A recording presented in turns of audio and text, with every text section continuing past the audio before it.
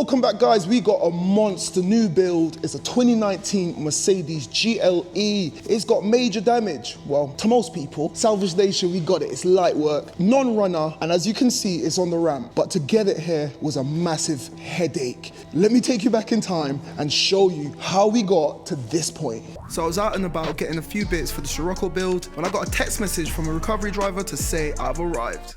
So the race was on to get back. I was still way out, but he decided to drop this non-running Mercedes GLE at the entrance of my garage. This car looks good, but is a mess, and it does not start. If I can't get it started, I can't get anything in or out of my garage. So guys, the thing with these big boy cars, all these electrical cars, they don't play nice. As soon as you get into any sort of accidents, any sort of damage, all these electronics, they tend to shut down. So I'm looking for a pyro fuse, I'm looking for crash data, and I'm not finding anything so far. I bet someone's watching this and thinking, I know where the pyro fuse is. Comment down below and let me know if you think you know where it is. But we need to get this thing started because it's blocking up the garage. And I just want it out here. I want to get started. Alrighty boys, so been messing around with this bad boy for the last 10 minutes. Let's see if that's done anything.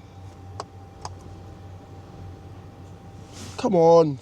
So it's still not starting, and I reckon I've cleared the crash data. There was tons of fault codes on the diagnostics. I've cleared that all, but it's still behaving like it's got a flat battery, so I reckon it's got a pyro. Normally with these Mercedes, when there's an accident, you'll have crash data on the software side, but I'm pretty sure there's going to be a big fat pyro fuse on the physical side that's going to cut the power. I was getting a lot of faults for cut circuit to the fuel pump, cut circuit to the ignition lock. All of that's part of the drivetrain, so it's time to go investigating. I'm going to have to try to find this pyro fuse. A quick Google search, and apparently the pyro fuse is under the driver's seat, which is weird. It's like,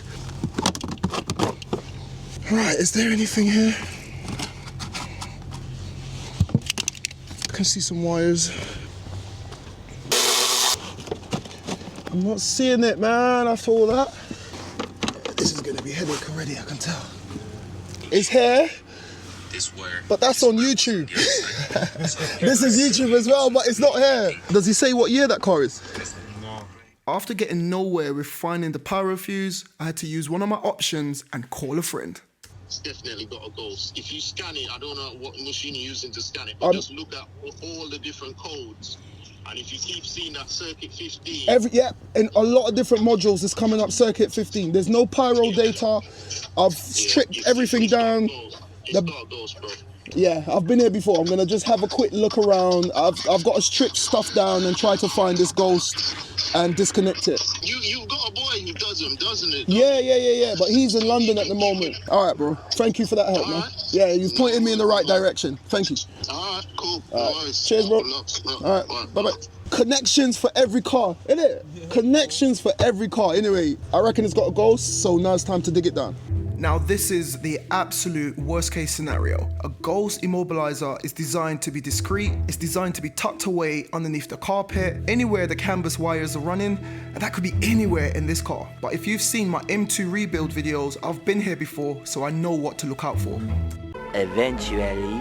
Got him! Guys, whoever installed this ghost immobilizer, they did well, but there were lots of telltale signs that a specific area was disturbed. But if you're watching this and you've heard the term ghost immobilizer and you don't know what it looks like, that's all it is. That right there, guys, is a ghost immobilizer. And now it's time to deactivate it and see if this GLE is gonna start. What, did it come up as having a ghost?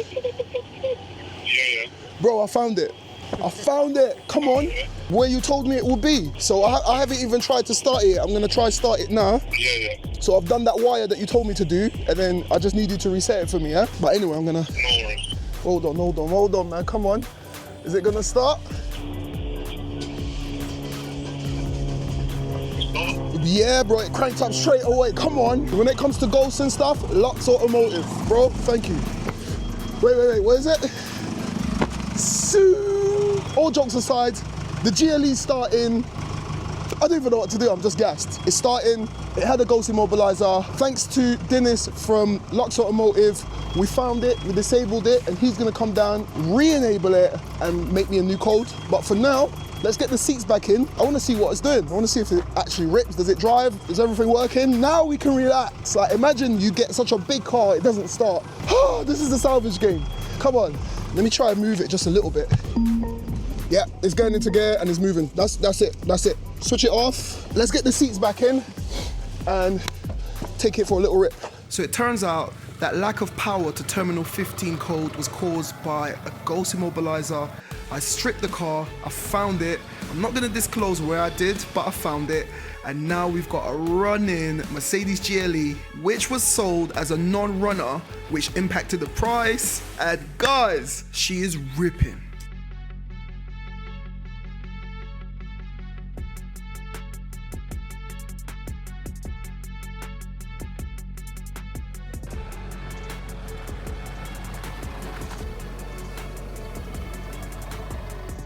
So now we've finally got the car running, we can actually start with the rebuilding process.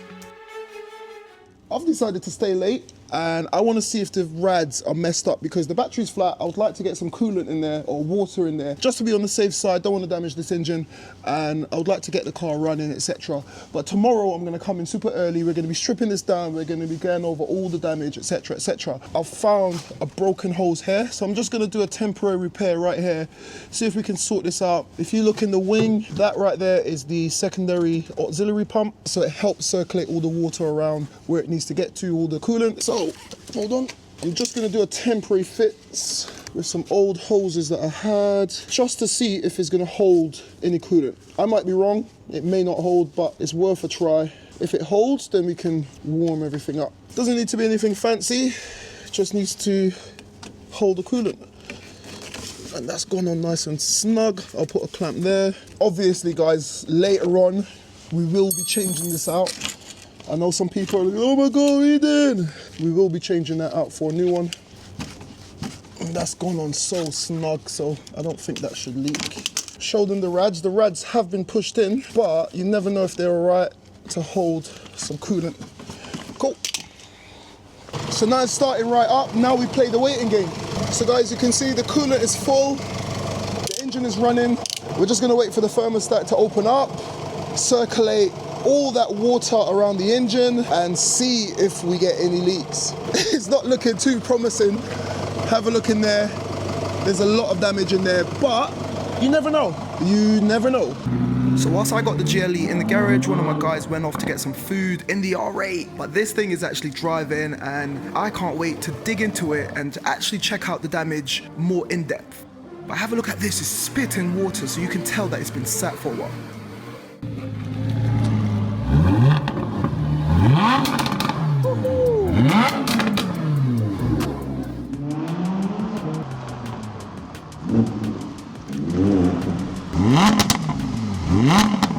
Guys, it's time to turn up for the summer with this 2018 Audi R8 V10 Plus, carbon pack, ceramic brakes. It sounds amazing. It looks amazing with the drop top. I'm raffling it, baby. The raffle is live now. This is the unofficial drop. Early birds tickets are available. I'm gonna be dropping a big video on this car soon. And that's gonna be the official drop. So to be in for a chance to win this car, you can take this car home. You can be rolling around in the summertime. Click the link down below, grab a ticket. You never know, you gotta be in it to win it. For all of that said, let's continue with the GLE. So guys, it's been about 15-20 minutes. It's still holding and I can't see anything leaking from the rads. That is a really good sign. And if you remember, I filled this up with water. I don't know if you can see that on camera, but it's now turned pink. So that means that it's mixed in with the rest of the coolant that was left in the engine. And that means it's circled the entire system. So that is a good sign. I thought I would see lots of water gushing out there, but I'll leave that to run. I just got a special delivery pizza in an Audi R8. Come on, man. But right now, let me know in the comments, would you buy a ticket for my 2018 Audi R8 V10 Plus, fully loaded? But yeah, I'll leave it to run for a little bit. Got a few of the boys over, we're staying late, and we're digging into this bad boy. So whilst the boys were fueling up, we left the GLE to warm up, and everything seems to be holding.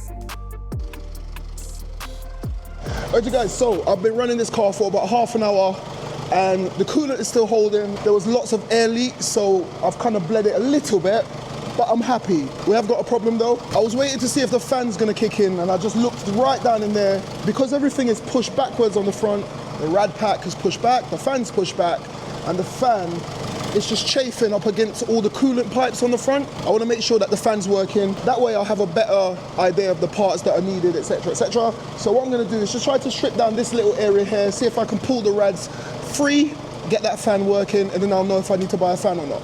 Now, because this car has had frontal impact, there's a lot of pressure upon all of these front components. So I'm just taking my time, removing all the nuts and bolts, removing all the broken plastics and connectors, making sure that I don't break anything.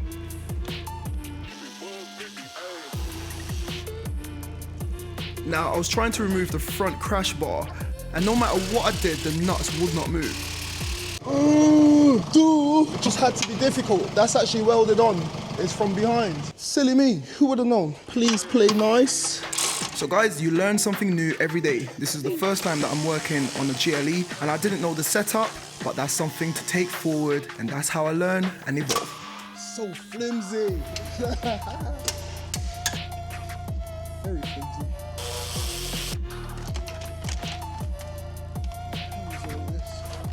Got some sort of electric blind.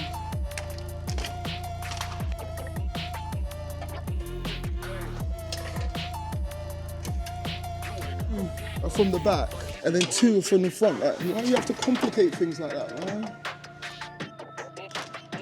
Now, after removing all the nuts and bolts on the front crash bar, because it's so bent and there's so much pressure, I had to move on to more heavy artillery.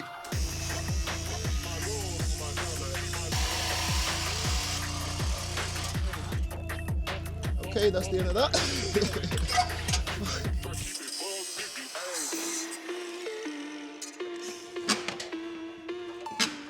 So guys, sometimes when you try to cut corners, you end up making more work for yourself. I literally tried to cut it in half, it didn't work, so I've had to strip it all down. But we got good news, check this out. As you can see, that's the cooling fan, and now that it's not chafing, it's actually working, and it sounds really smooth. The engine is still running, and I've still got a full reservoir of coolant, so that is a good sign, and that's how we do it, guys. This car got delivered today. And as soon as it got delivered, we just dived straight in, diagnosing everything. And now we've got a general idea of what parts are needed. I can go home tonight, relax, chill, make a parts list. And then I've got a general idea of what I need to do when I come in tomorrow. So that's exactly what we're gonna do. We're gonna wrap it up here, and I'll see you in the morning. All right, you guys, so next day, bright and early, got the car on the ramp, and that's because I just want to be at a nice, comfortable working height, and we're tearing down this front end. Funny enough, it's still holding coolant, but not for long because we're getting rid of these rads. So everything on this front has got to come off, and I want to see what the face of the engine is looking like. So let me grab some tools, get to work.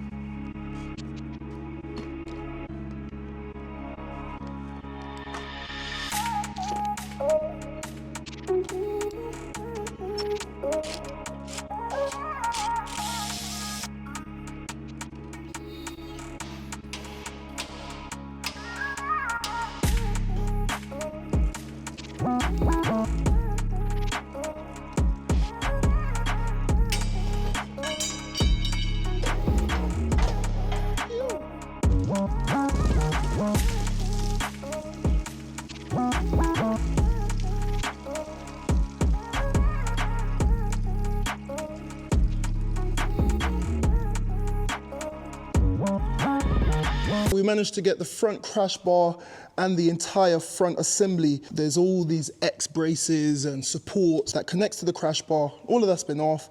We managed to get the rad pack off. As you can see, the fan separated it. The fan is actually good, so we should be able to reuse that. But funny enough, this is the water rad. Water rad looks actually really good. I've got a complete rad pack on order. And this is the AC rad on the top. And then you've got more coolant. Like, there's so much coolant that's needed for this car because it's so big. It is an SUV after all. And speaking of which, have a look at that. Now that that rad pack assembly has been removed, there's all this space. It's just a bunch of nothing. And that's actually a good thing. All that space, there's no damage to the face of the engine. And that means that the front crash reinforcement bar has done its job. This is designed to take the force of any frontal impact. And these little wriggly bits here are meant to crumple. This is the crumple zone. And this reinforcement bar, it's in the name, it's meant to absorb as much of the impact or the force of that energy as possible. So I'm just taking a look here and it looks pretty all right. I want to get the car up and I want to have a look at the suspension components just to make sure that there's no damage there. The rear here, everything looks pretty much untouched. I wasn't expecting any damage here anyway. I'm still just double checking to make sure that I'm not missing anything. Got a few broken plastics here. That's something we can replace, no problem. Massive reinforcement there. It's not even got a scratch on it. Now on this side, it's got a few scratches there, but that's just surface scratches. I'm not concerned about that. Doesn't look like it's damaged this arm at all. But coming over here, you can see there's a bit more of an impact on this side. If I come around to the front, yeah, have a look at that. That's the control arm for your steering controls. That's actually made impact and it's bent. This tie rod, so the inner tie rod arm, that should be about, what, 30 quid, if that? Check the other side, that's dead straight. That's how it's supposed to be. That one's completely bent. So structurally, the car is sound from what I'm seeing. The engine is good. And in this episode, we've identified everything that's wrong with it. And I've made a parts list so I know exactly what I need to get. So guys, we took delivery of this 2019 Mercedes GLE and we didn't know where to start, but we kept it moving. We found that ghost, we got it starting. I've stripped it all the way down and now I've got my parts list. I need a driver's headlight, a new front bumper, all the grills, all the plastics, a new front reinforcement bar, a new rad pack, and then after that is literally just that little tie rod arm. And pretty much that's all I can see. But as the build progresses, we may find something else or there's something that I might have missed, but we'll deal with that once we get there.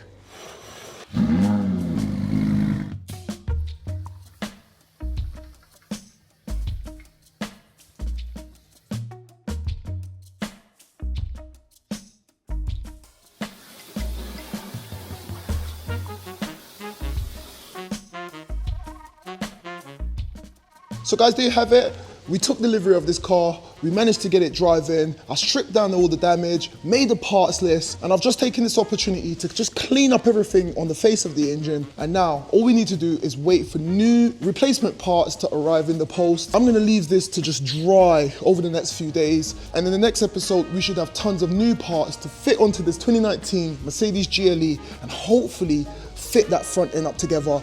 We're blitzing through this, boys. It's gonna be a super quick build. Let me know what you think of the car. Let me know what you think of this episode. If you've enjoyed it, press the like button and check out what we've got coming up in the next episode. That's right, boys. You lot have been getting in the comments for ages and telling me that I need a little parts runner, a little van, a little caddy, and I'm gonna be doing special things to this caddy with the help of Ben and Ash from the Beast Mode Developments YouTube channel, so go check them out. And boys, when I tell you the price that I paid for this van, you're not even gonna believe me. I'll be dropping a video on this van in just a few days, on Wednesday, so make sure you're subscribed, make sure your bells are on so you get a notification, because trust me, for what I've got planned for this van, I want your help to help me decide.